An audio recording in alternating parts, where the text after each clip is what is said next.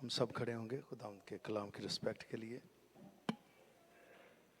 और ये जो हवाला है वो ये है ज़बूर 107 उसकी पहली और दूसरी आयत। खुदावंद का शुक्र करो क्योंकि वो भला है और उसकी शफकत अबदी है। खुदावंद के छुड़ाए हुए यही कहें। कौन? खुदावंद के छुड़ाए हुए यही कहें जिनको उसने फिदिया देकर मुखालिफ के हाथ से छुड़ा लिया। इंग्लिश में इस तरह है, give thanks to the Lord for he is good, for his love endures forever. Let the redeemed of the Lord say, so whom he has redeemed from the hand of the enemy। दुआ करेंगे। कुदूस खुदावंद, तेरा शुक्र करते हैं आज के दिन के लिए कि तूने हमें फजल दिया कि तेरे घर में आकर हम अपने टूटे फूटे लफ्ज़ों से तेरी हमदो सना कर सकें। अब जब तेरे कलाम के हिस्सा में जाते हैं इसमें तो हमारी मदद करना, और वो दिल जो आज तक सख्त हैं यीशु मसीह के नाम से टूटे नरम हो, ताकि ये कलाम जड़ पकड़े और हमारी ज़िंदगियाँ तब्दील हों। सब कुछ मांगते हैं तेरे मुक़द्दस जलाली के नाम से, आमीन आमीन। प्लीज़ तशरीफ़ रखें। जो आज का हमारा मजमून है वो है ट्रू लव रिडीम। सच्ची मोहब्बत फिदिया देती है। ये जो भाग जाते हैं ना, जिनको कुछ कहें, वहां पे मोहब्बत नहीं होती। सच्ची मोहब्बत फिदिया देती है, कुर्बानी देती है, छुड़ाती है। मीनिंग ऑफ रिडीम का मतलब होता है रेस्क्यू करना।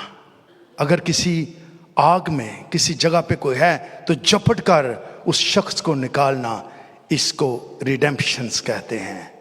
डिलीवर, कोई किसी जगह पे कब्जा में है उसको वहां से छुड़ाना।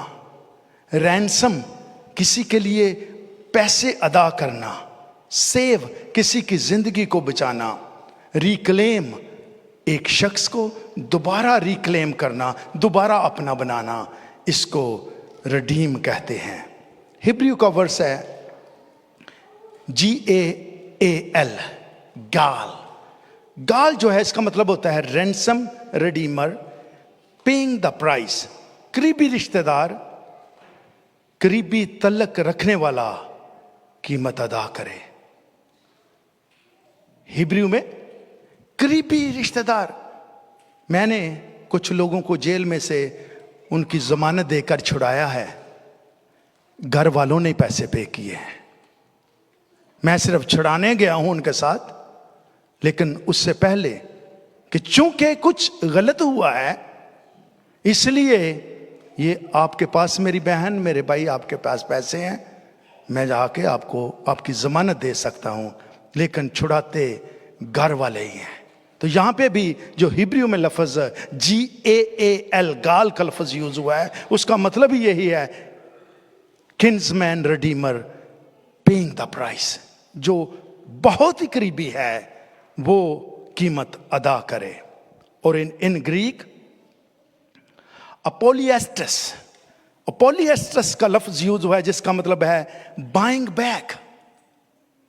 बाइंग बैक, अगर आपका बच्चा को किडनैप करके ले जाए तो कहे जी इतने लाख डॉलर दे जाओ, आप पैसे, आपका पहले बच्चा है, आप पैसे देकर अब को छुड़ा रहे हैं। ग्रीक ने इसको इस तरह कहा है, रिडीम को। Buying back, paying in full, पूरी कीमत अदा कर देना। टू गेट और विन बैक, वापस लेना। टू फ्री फ्रॉम हार्म, अगर किसी को कोई नुकसान होने वाला है उससे आप उसको बचा लें। टू फ्री फ्रॉम कैपिटिविटी, असीरी से बचाना। रिलीज फ्रॉम डेट, कर्ज से बचाना। फ्री फ्रॉम कॉन्सिक्वेंसेस, बुरे नताइज से बचाना। To let go after receiving the price, उसकी जो कीमत है वो रिसीव करना, उसको कीमत अदा करके। टू फ्री फ्रॉम अ लीन, जो गवर्नमेंट के कॉन्ट्रैक्ट, लीगल कॉन्ट्रैक्ट जिसको कहते हैं। फ्री फ्रॉम लीन, जो गाड़ियां लेते हैं उनके लिए हम लीन लिखते हैं, आप लीन पे घर लेते हैं।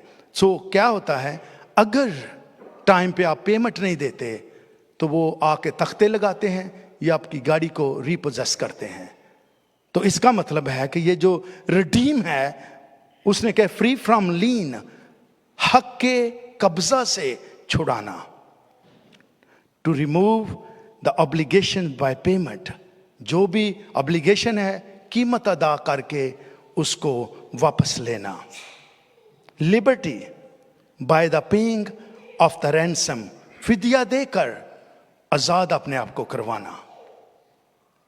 टू रीपर्चेज, बाय बैक, वापस खरीद लेना। इसको रिडीम कहते हैं, रिडेम्पशन कहते हैं। पहला पॉइंट जो है वो है बॉयज रिडीम्ड। बॉयज ने फिदिया दिया। रूथ 4 बाब 7 से 11 वर्ष में लिखा है, और अगले जमाना में इस्राएल में मामला पक्का करने के लिए छुड़ाने और बदलने के बारे में यह मामूल था कि मर्द अपनी जूती उतार कर अपने पड़ोसी को दे देता था। इस्राएल में तस्दीक करने का यही तरीका था। अर्ली टाइम इस्राएल में क्या होता था, उस वक्त ये मोहरें नहीं होती थी, तो क्या करते थे लोग, ट्रांसफरिंग अ राइट, रिडीमिंग और exchanging of property, remove his sandals and hand it to the other party. तो क्या होता था कि पुराने जमाना में अटेस्ट करने के लिए, अलीगल बाइंड बनाने के लिए, एक्सचेंजिंग प्रॉपर्टी के लिए, पब्लिकली अप्रूव के लिए, और जैसे नोटरी पब्लिक है उसका तरीकाकार एक होता था कि जो बेचने वाला है उसके शूज खरीदने वाला रख लेता था और उसकी रीजन आगे लिखी है। सो उसके नजदीक के कराबती ने बोइस से कहा कि तू आप ही इससे मूल ले। फिर उसने अपनी जूती उतार डाली। सो जूती क्यों देते थे? कॉन्ट्रैक्ट पक्का करने के लिए। और उसमें कम से कम 10 बुजुर्ग जो बाइज्जत होते थे, जो फ्रंट गेट होता था शहर का, उस पर बैठते थे। पूरे शहर को पता लगता था कि आज किसी की जमीन किसी को बेची गई है या कोई और कॉन्ट्रैक्ट हुआ है। सो आगे लिखा है, और बॉयज ने बुजुर्गों और सब लोगों से कहा, बॉयज अनाउंस्ड, तुम आज के दिन गवाह हो कि मैंने अलीमलक और कलियोन और महलून का सब कुछ नौमी के हाथ से मोल ले लिया है। मासवाइस के कि मैंने महलून की बीवी मोआबी रूत को भी अपनी बीवी बनाने के लिए खरीद लिया है, ताकि उस मुर्दा के नाम को उसकी मिरास में कायम करूं और उस मुर्दा का नाम उसके भाइयों और उसके मकान के दरवाजा से मिट ना जाए। आज जो दरवाजों पर अपने नाम की तख्ती लगाते हैं ना, एक्चुअली ये यहाँ नहीं है। उस वक्त तो टेंट में लोग रहते थे, कच्ची आबादियां थी। तो क्या होता था कि जब भी किसी का घर के सामने से कोई गुजरता था तो वो कहते थे ये अली मलक का घर है। तो खुदा ने कहा कि ये, चूंकि सिस्टम था ज्यूश कल्चर में कि अगर एक भाई मर जाता था तो उसकी जो वाइफ है दूसरे भाई को शादी करनी पड़ती थी ताकि जायदाद जो है ये बाहर ना जाए। तब सब लोगों ने जो फाटक पर थे और उन बुजुर्गों से कहा कि हम गवाह हैं। अब जब बुजुर्ग इकट्ठे होते थे तो सारी कम्युनिटी वहां पे इकट्ठी हो जाती थी, जो सुनते थे कि आज क्या फैसला होना है। खुदावन उस औरत को जो तेरे घर में आई है, राखल और लिया की मानद करे, जिन दोनों ने इस्राएल के का घर आबाद किया, और तू इफ्राता में तहसीनो आफरीन का काम करे और बैतलहम में तेरा नाम हो। और अखबार में इस तरह लिखा है, तो बिक जाने के बाद, अखबार 25:48 वर्ष में, तो बिक जाने के बाद वो छुड़ाया जा सकता है। उसके भाइयों में से, अब छुड़ा कौन सकता था? उसके भाइयों में से उसे छुड़ा सकता है या उसका चाचा या ताऊ या उसके चाचा या ताऊ का बेटा। ये ब्लड रिलेशन की बात की जा रही है। और जो ऑनलाइन सुन रहे हैं, जो आप कहते हैं आपके रिश्तेदार आपको नहीं बुलाते, अमेरिका में ब्लड रिलेशन को बस आप स्पॉन्सर लीगली कर सकते हैं। और कोई तरीका हमारे पास नहीं है। लेकिन अगर आप समझते हैं कि आपको आपके घर वाले रिश्तेदार नहीं बुला रहे, तो ब्लड रिलेशन है, यूएसए ने अपना कानून यहां से लिया है। सिर्फ ब्लड रिलेशन, चचा ताया, इवन मदर की साइड में नहीं, चचा ताया या उनका बेटा उसको खरीद सकता है, या उसके खानदान का कोई और आदमी जो उसका करीबी रिश्तेदार हो, और उसको छुड़ा सकता है। और लूका ने ये प्रोफेसी को पूरा किया। लूका चैप्टर 168 वर्स में, खुदावंद इस्राएल के खुदा की हमद हो, क्योंकि उसने अपनी उम्मत पर तवज्जो करके उसे छुटकारा दिया और अपने खादम दाऊद के घराने में हमारे लिए निजात का सींग निकाला। सो मेरे जीजो, ये जो बोएज है इसने कफारा दिया। और कफारा किस बात का था कि यशवा के बाद 400 साल तक काजियों का दौर था। काजी हुक्मरानी करते थे, बादशाहत नहीं थी। ये 400 दौर में जो इफ्राता का, ये वही इलाका है जहां पर यीशु मसीह पैदा हुए हैं, बैतलहम में चूंकि क्या हुआ था कि काल पड़ा है, और अली मलक जो है ये एक खाता पीता, जमीनें थी इसकी, अमीर आदमी था अपने तबका में। और जब काल पड़ा है तो हिस्ट्री बताती है कि बहुत से लोग उसके पास खाना मांगने के लिए आते थे। पहले तो उन्होंने बाय किया, लेकिन जब पैसे रन आउट हो गए हैं तो फिर भी आते थे कि तू हमें खुराक दे। क्योंकि ये उस इलाके का अमीर तरीन आदमी था, हेल्प करने की बजाय ये मूव हो गया है मोआबी शहर में, उस मुल्क में जिसके लिए खुदा ने कहा था 10 पुश्तों तक ना इनकी बेटियां लेना, ना इनको बेटियां देना, इनसे कोई तल्लुक ना रखना, क्योंकि ये वही औलाद है जो लूत की औलाद थी, और ये औलाद नापाकी की औलाद गिनी जाती थी। और इन्होंने जब इस्राएल कौम निकली थी, इस्राएल कौम पर लानत की थी। खुदा ने हुक्म दिया था 10 पुश्तों तक इनसे कोई तल्लुक ना रखना। अब अली मलक और नओमी जो है, इन्होंने अपना वहां पे घर बेचा है। घर बेचकर ये मोआब के मुल्क में चले जाते हैं, और वहां 10 साल तक ये रहे थे। 10 साल में जो है हस्बैंड, पहले उसकी डेथ हो जाती है, बच्चों की शादियां की हैं दोनों बेटों की, और 2 बहुएं हैं उसके पास। वो बेटे भी, एक मर गया है, दूसरा भी मर गया। अब एक सास है जो सिर्फ और सिर्फ 2 बहुओं के साथ है। अब उसे खबर मिली कि जो इफ्राता का इलाका है, बैतलहम, खुदा ने सुना है, और उसको मैं वहां जाती हूं, मैं वहां जाकर रहती हूं। मेरे अजीजों, दोनों बहुओं कहती हैं हम तेरे साथ चलती हैं। हर 4 मील के बाद ये रोती हैं घर से, दोनों बहू जो हैं ये उसके साथ चली हैं। लेकिन जो सास है वो इनको क्यों लेकर जाना नहीं चाहती थी? उसकी रीजन ये थी कि इन लोगों से ज्यूइश कल्चर इस्राएल नफरत करता था। उसको ये था मेरे साथ इस कदर ये वफादार हैं, इनको मैं ले जाऊंगी तो पता नहीं जहां जाती हूं वो इनके साथ क्या सलूक करेंगे, क्योंकि ये हमारे लोग नहीं हैं, ये बाहर से औरत आई हैं। लेकिन एक तो चली गई, और लिखा है दूसरी वहां उसके साथ रही। उसने कहा तू जहां जाएगी, तू जहां रहेगी, तेरा खुदा मेरा खुदा होगा। जहां तू मरेगी, तू जो कुछ करेगी, मैं तेरे साथ साथ जाऊंगी। ये वफादारी जब बोएज ने देखी थी, बोएज ने ऑर्डर किया है कि कोई करीबी जो तेरा रिश्तेदार है पहले वो इसको खरीदे। जो करीबी वाला था वो जमीन तो लेना चाहता था, लेकिन रूत से शादी नहीं करना चाहता था, क्योंकि ये बाहर की कौम की थी। हो सकता है ये गुड लुकिंग ना हो सकता है इसका रंग इतना साफ ना हो सकता है इसका कद इतना लंबा ना हो सकता है ये इतनी अट्रैक्टिव ना हो। लेकिन मेरे अजीजों, जब ये वहां पे चली जाती है तो करीबी का जो रिश्तेदार है उसने इनकार कर दिया, क्योंकि अगर तूने जमीन लेनी है तो जो बेटा है महलून जो है उसकी बीवी रूत भी है, तुझे उससे भी शादी करनी पड़ेगी। लेकिन इस वजह से कि वो किसी गैर मजहब, किसी गैर कौम में शादी नहीं करना चाहता, ये खेतों में जाती है, उसको इसमें प्यार आता है। बोएज जो है इसको देखता है।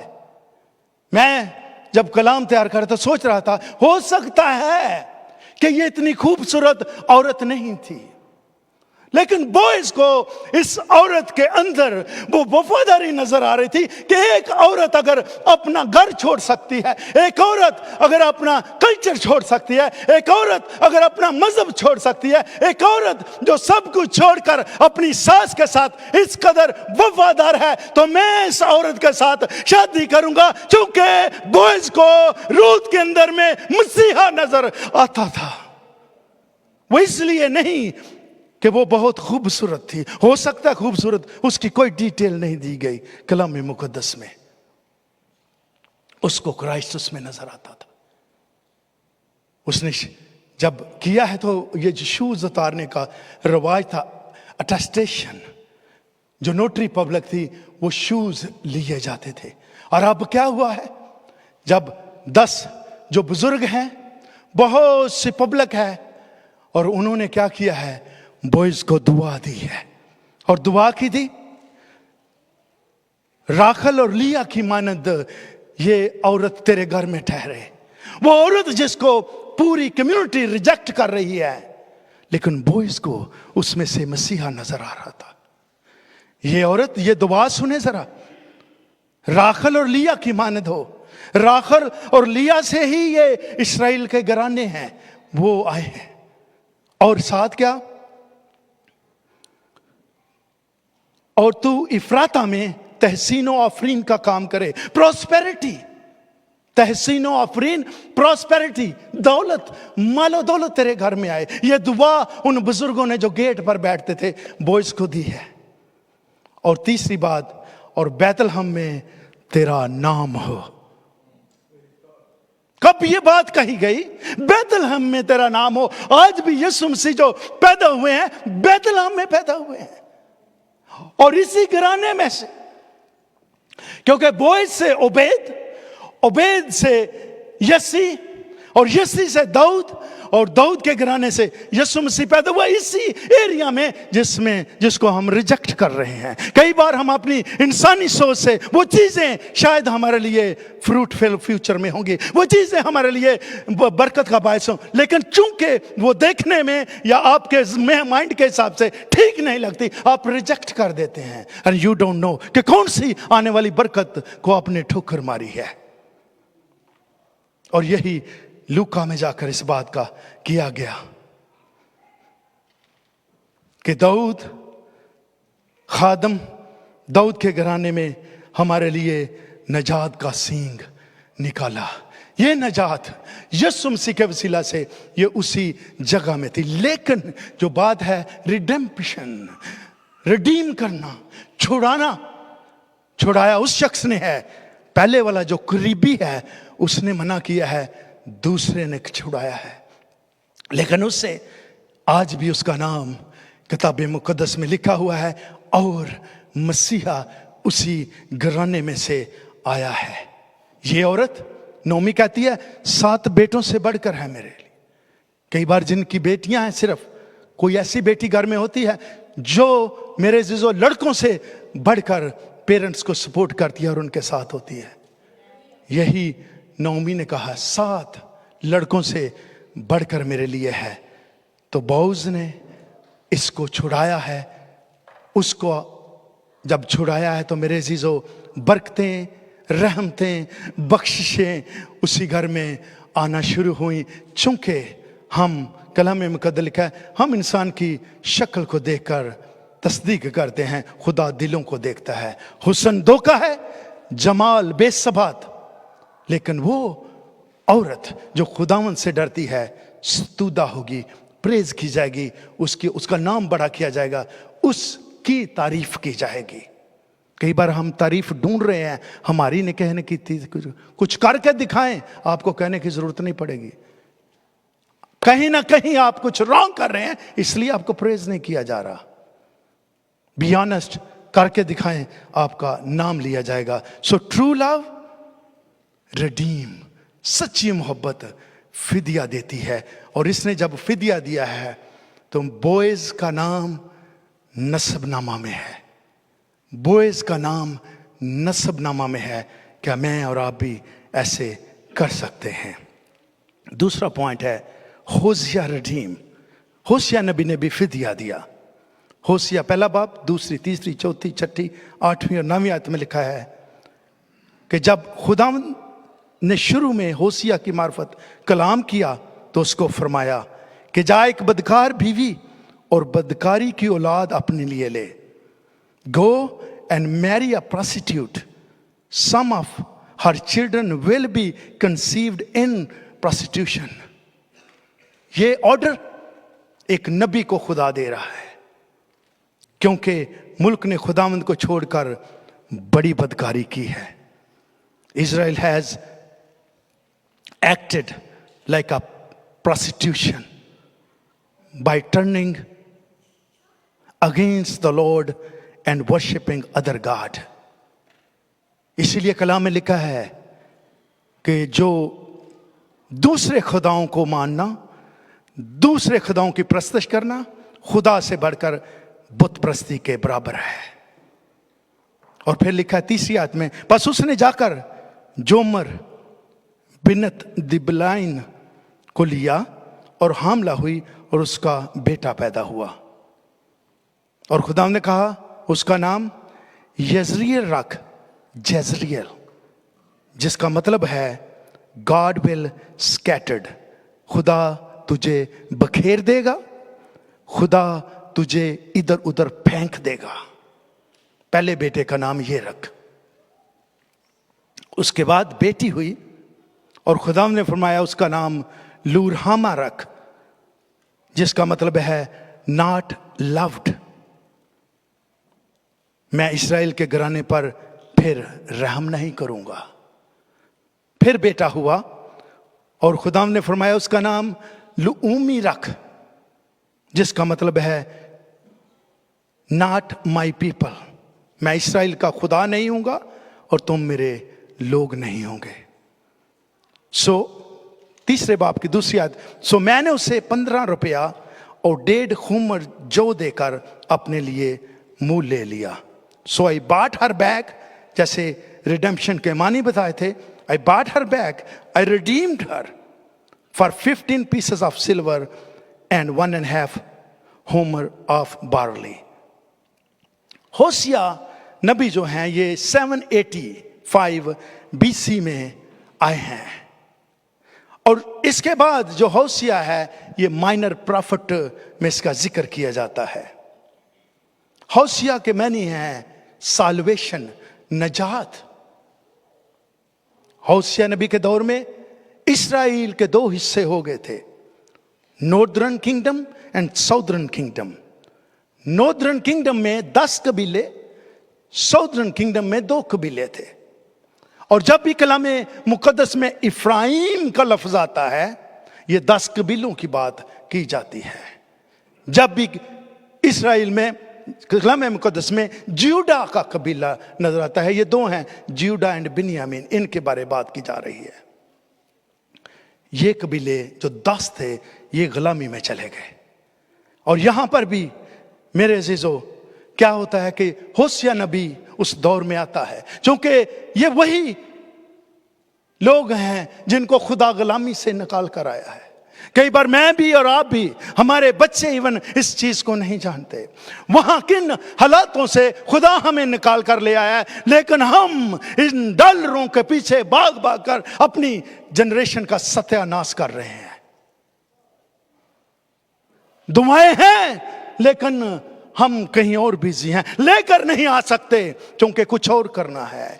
चर्च लगा है, घर में बैठे फिल्में ड्रामे देख रहे हैं। क्या कर रहे हैं? यही इन्होंने किया है। खुदा ने कहा तू बदकारी, तू प्रोस्टिट्यूशन करता है, करती है, अगर तू खुदा के नाम के अलावा कुछ और करती है और करता है, जब उसका टाइम है तो फिर वो प्रायोरिटी पे होना चाहिए। होशिया नबी जो है इसको खुदा ने भेजा है कि वो 10 कबीले जो भटके हैं, 10 कबीले मेरे अजीजों ये बुत परस्ती में चले गए थे।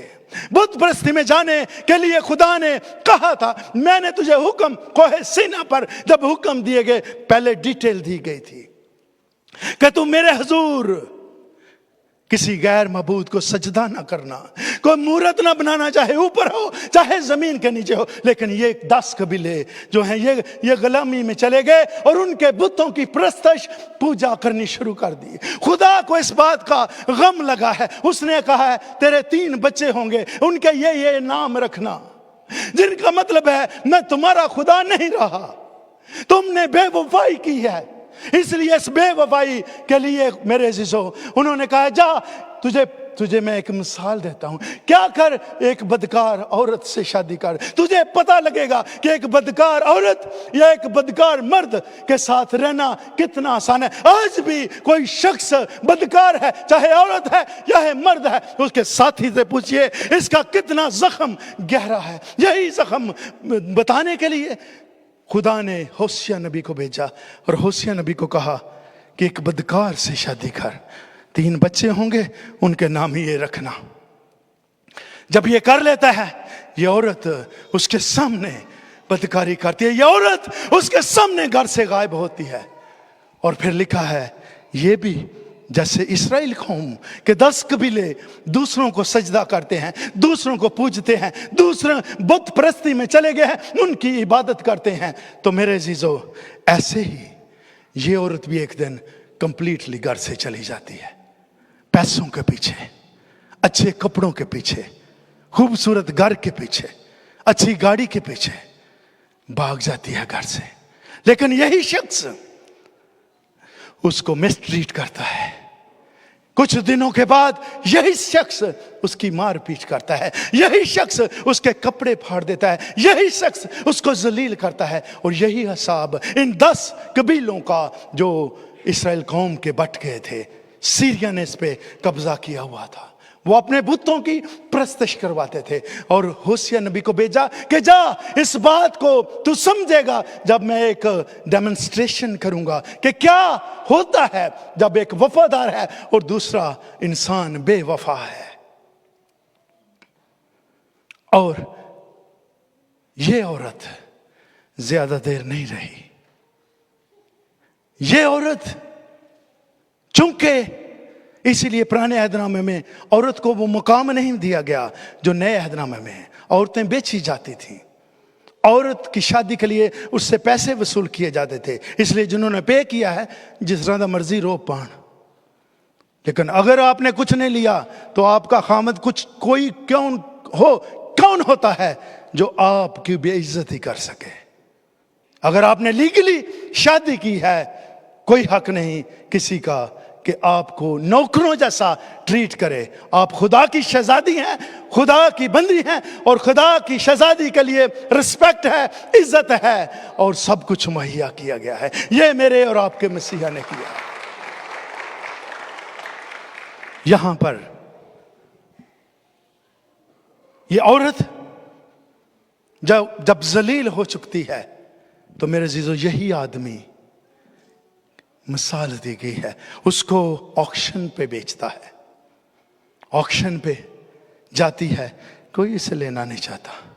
शक्ल बिगड़ चुकी है, बाल बिखरे हैं, जिस्म पे ब्रूसेस हैं, कोई मेकअप नहीं, कोई मुंह धोना नहीं, कोई शख्स उसको लेना नहीं चाहता। लेकिन ये जो होशिया नबी है ये भी वहां पे पहुंच जाता है और लिखा है और इसने 15 रुपया और 1.5 खोमर जौ देकर उसको खरीदा। ऑक्शन पे बैठी हुई को ये शख्स जाता है, उसको उठाकर, उसकी बदकारी के बावजूद, उसको उठाकर, उसकी जिनाकारी के बावजूद, उसको उठाकर, उसके निकम्मेपन के बावजूद, उसको उठाकर, उसकी बेवफाई के बावजूद होशिया नबी उठाकर उसको घर ले आता है और कहता है यू आर माइन ट्वाइस। पहले तो मैंने तेरे साथ शादी की थी कि तू मेरे साथ वफादार रहेगी, अब मैंने तेरी कीमत भी अदा की है, मैंने कफारा दिया है, मैंने तुझे छुड़ाया है। क्योंकि तू खुदा की शरीयत को भूल गया है, इसलिए मैं तेरी औलाद को भूल जाऊंगा। अगर औलाद राह रास्त पे नहीं आ रही, तू मेरी शरीयत को भूल गया है। पेरेंट्स गौर से सुनिए, तू मेरी शरीयत को भूल चुका है, भूल चुकी है, खुदा कहता है मैं तेरी औलाद को भूल जाऊंगा। कुछ भी दुआएं आपकी काम करने वाली नहीं है। अगर आप खुद ठीक नहीं, बच्चे नहीं ठीक हो सकते। पेरेंट्स ट्रेन की तरह हैं, और जो मेरे जीजो उसके साथ बॉक्सेस हैं जिनमें पैसेंजर बैठते हैं, वो जहां पे जाते हैं वैसे ही करते हैं। जो कुछ पेरेंट्स करेंगे बच्चे वही करेंगे। खुदा ने अगर आपको इस मुल्क में लाया है, मैं एक बार फिर इनकरेज करना चाहता हूँ, जितनी भी इबादत होती हैं, चाहे लेडीज़ की हैं, मर्द की हैं, बच्चों की हैं, अगर अवेलेबल हैं, घर ना बैठे, जाएं उधर। क्योंकि इस बात की शुक्रगुजारी है कि खुदा ने मेरे लिए बड़े बड़े काम किए हैं। सच्ची मोहब्बत फिदिया देती है। होशिया नबी की मोहब्बत खुदा ने सिखाया था।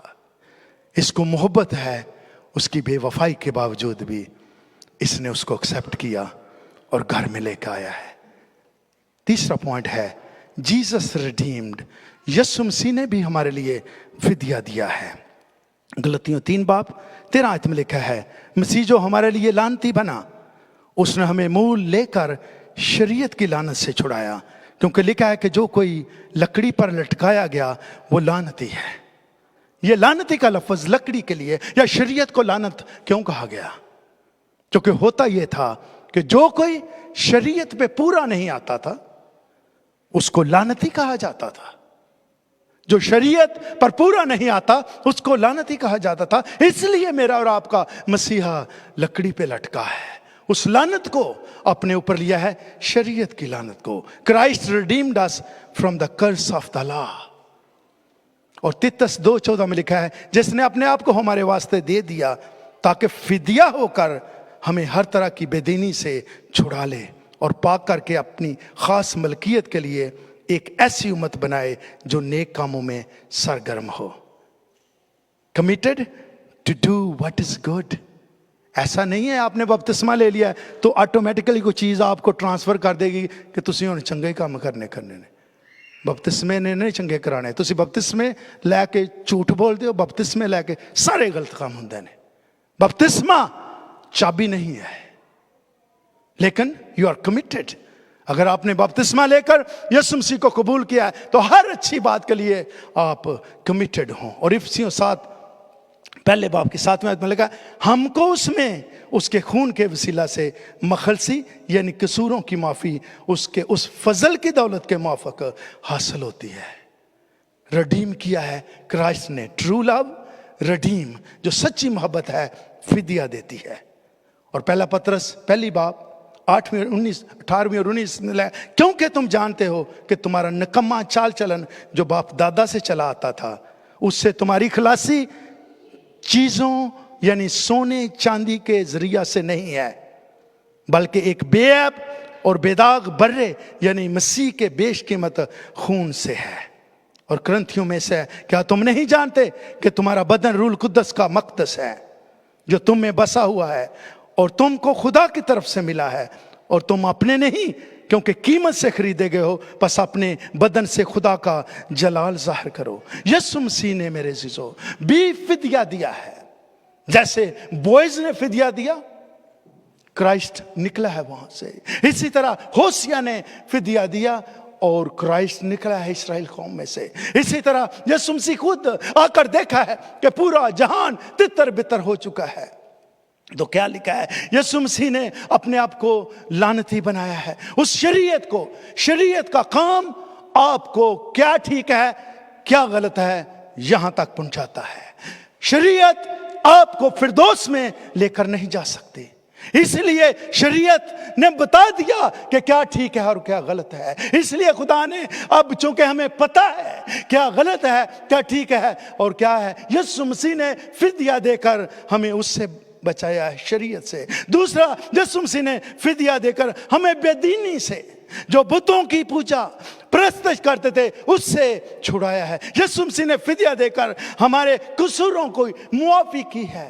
यीशु मसीह ने फिदिया देकर हमारे निकम्मे चाल चलन जो बाप दादा से चले आते थे, और लेकिन लिखा है सोने और चांदी से नहीं, क्योंकि इनसे लोग चीजें खरीद कर, इनसे महंगे महंगे जानवर खरीद कर कुर्बानियां करते थे, 1 साल के लिए कवर हो जाते थे गुनाह, लेकिन मुआफ नहीं हो सकते। लेकिन एक शख्स ऐसा आया है जिसका नाम यीशु अल मसीह है। मेरे अजीजों, खुदा ने इंतजाम किया कि ये तुम्हारे बदन जो हैं अपने नहीं है, उसने कुर्बानी देकर मुझे और आपको खरीदा हुआ है। हम अपने नहीं बल्कि कीमत से खरीदे गए हैं, इसलिए अपने बदनों से खुदा के नाम को जलाल दो।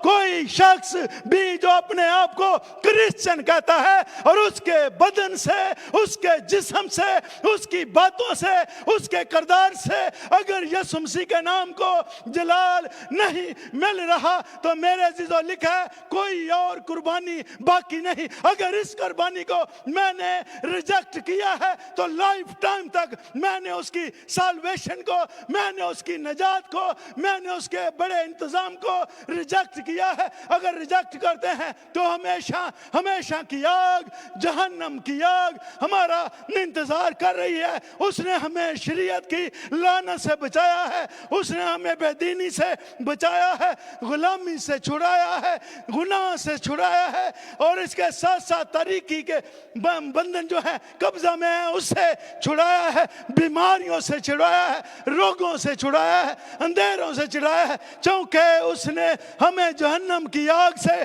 छुड़ाया है। इसलिए तुम अपने नहीं कीमत से खरीदे गए हो, अपने बदनों से खुदा के नाम का जलाल जाहिर करो। मैं और आप, कोई शख्स भी अपने आप को क्रिश्चियन कहता है और आज भी दुनिया में घूम रहा है, तो मेरी बहन, मेरे भाई, साल्वेशन का मैसेज आपको आज एक बार फिर अवेयर कर रहा है। ऐ मेरी बेटी, ऐ मेरे बेटे, तुम अपने नहीं हो, किसी ने तेरे लिए सलीब पर कीमत अदा की है, और यीशु मसीह ने मुझे और आपको उस कीमत से छुड़ाया है। बॉयज ने नोमी की जायदाद को रिडीम किया है, क्राइस्ट वहां से आया। होशिया ने जोमर को रिडीम किया, इस्राएल कौम में से क्राइस्ट आया है, और यीशु ने सारी दुनिया को रिडीम किया है, सारी दुनिया का छुटकारा दिया है, फिदिया दिया है, कफारा दिया है। इसलिए यीशु मसीह हमारे साथ, उसका तअल्लुक है। अगर तअल्लुक है तो उसका नाम लिया जाना चाहिए। किसी से भी आपका तअल्लुक हो, आप ज़रूर उनका नाम मेंशन करते हैं। अगर यीशु का आप मेंशन नेम नहीं करते तो मेरी बहन, मेरे भाई, तअल्लुक नहीं है। अगर यीशु मसीह हमारा तअल्लुक है तो उसने कहा तुम अपने नहीं कीमत से खरीदे गए हो, अपने बदन से खुदा का जलाल ज़ाहिर करो। 2 गीत हैं, एक पहले गाया गया और एक लास्ट में गाया जाएगा, और वो क्या है? रेवलेशन 15 बाब 30 आयत में लिखा है, फिदिया का गीत, रिडेम्पशन का गीत, छुड़ाने का गीत, कफारे का गीत। और वो गीत जब इस्राएल कौम ने बहरे कुलज़म में से गुजरे, बहरे कुलज़म 2 हिस्से हो गया, तो ये गीत गाया गया था। फिर लिखा है कि वो बरबतें हाथों में लिए मूसा और बर्रा का गीत गा गा कर कहते हैं कि सिर्फ तू ही कदूस है, तू ही छुड़ाने के काबिल है, तू ही रिडीम कर सकता है, तू ही छुड़ा सकता है, तू ही बचा सकता है, और तू ही बाय बैक कर सकता है। मेरी बहन, मेरे भाई, अगर बिक चुके हैं शैतानी कुव्वतों के आगे, मालो दौलत के आगे, रुपए पैसे के आगे, तो आज का सरमन मुझे और आपको एक बार फिर तंबीह कर रहा है। मेरी बेटी, ऐ मेरे बेटे, मैंने तेरा फिदिया दिया है, वापस लौटा। खुदावंद इस कलाम के वसीला से हम सबको बड़ी बरकत। आमीन। Thank you.